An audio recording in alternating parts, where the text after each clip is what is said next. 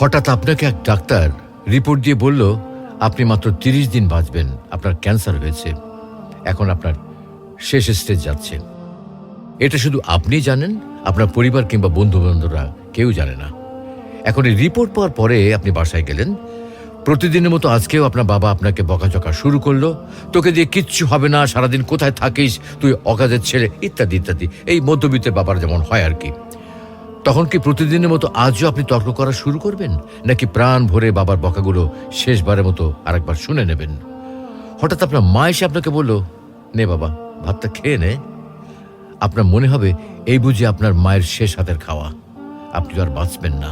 আপনি পরম তৃপ্তি নিয়ে খাবেন এবং আপনার কাছে মনে হবে এটা আপনার শ্রেষ্ঠ খাবার, যদিও ডাল ভাত হোক না কেন। আপনি বের হলেন, পুরনো এক বন্ধুর সাথে দেখা, আপনি যাকে মোটেও সহ্য করতে পারেন না, সবসময় তার সাথে কথা কাটাকাটি হয়, আজকেও সে আপনাকে কিছু কথা শুনিয়েও দিল। আচ্ছা, এখন কি আপনি তার সাথে তর্ক শুরু করে দেবেন? মোটেও না। আপনি হয়তো তাকে জড়িয়ে ধরবেন এবং বলবেন, দোস্ত ভালো থাকিস।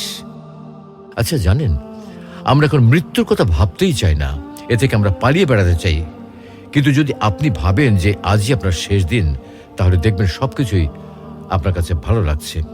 তাই ইগো ছেড়ে দিন, ইনশাল্লাহ আপনার মন ভালো হয়ে যাবে।